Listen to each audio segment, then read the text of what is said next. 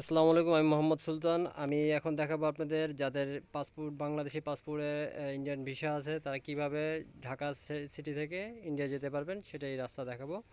তো আমরা প্রথমে যাত্রাবাড়ি থেকে চৌধুরী বা বিভিন্ন ধরনের গাড়ি বাস আছে, সেই বাসে 500 থেকে 600 টাকা নিবে নন এসি। তো সেটা দিয়ে আমরা বেনাপোল বর্ডারে যাব। বেনাপোল বর্ডারে দেখতেই পাচ্ছেন প্রচণ্ড ভিড়। তো এই ভিড়ের মধ্যে কিছুক্ষণ দাঁড়াতে হবে এবং এখানে বডি ট্যাক্স আছে, ট্যাক্সটা 1200 টাকা হবে। 1200 টাকা দিয়ে কাস্টমে ঢুকে যাবেন। কাস্টমে ঢুকে কিছুক্ষণ সিরিয়ালে দাঁড়াবেন এবং কাগজপত্র যদি ঠিকও থাকে তারা দেখা যায় 200 টাকার জন্য একটু ঝামেলা করে, তো 200 টাকা দিয়ে দিবেন।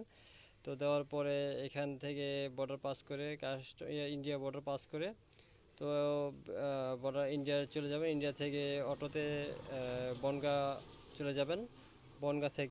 বনগাঁ থেকে আমি ট্রেনে, আমার এক মামার বাড়ি আছে দমদমে, ট্রেনে যাচ্ছি। ট্রেনে যেয়ে বনগাঁ সেই মামা হিরণ মামার বাসায় গিয়ে উঠেছি। সেটা হচ্ছে খিদিরপুর। খিদিরপুরে নেমে সেটা মামাতো ভাই আমার সাথে আছে, ইন্ডিয়ান আছে। তো বয়সে আমার অনেক ছোট। তো এটা আমরা যে ব্রিজটা, সেটা যে নদীটা, সেটা গঙ্গা নদী। তো হুগলি ব্রিজ। তো এখানে মামার গাড়ি। তো মামা এখন গোসলে নামবে।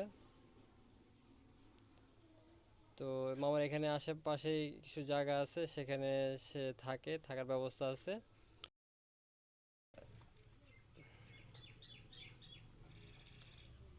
এখন এই ব্রিজটা পাশেই আছে হাওড়া ব্রিজ, সেখানে আমি যাইনি। তো এখান দিয়ে বাংলাদেশে যত নদীপথে যে ব্যবসা হয় নৌপথে, সেই ব্যবসা করে। এবং আমি একদিন মামার বাসায় ছিলাম, পরের দিন আমি এখন চলে যাব আমার বাংলাদেশে ফেরত। তো কিছু বাজার করলাম।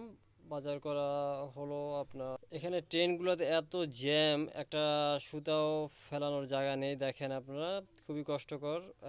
20 টাকা টিকিট লাগে, দামে সস্তা, একই প্রাইস আছে এখনও, 5 বছর আগে যে প্রাইস ছিল। আমি এখন চলে গেছি বড় বাজারে। বড় বাজারে কিছু বাজার সদাই করে আবার ফেরত চলে আসলাম। এখন আমি আছি ইন্ডিয়ার বর্ডারে। ইন্ডিয়ার বর্ডারে দেখতেই পাচ্ছেন পতাকা, সেখানে ও ঝামেলা করে। তো শর্টকাটে আমরা 200 টাকা দিয়ে ঝামেলা শেষ করে ফেলবো অতি তাড়াতাড়ি।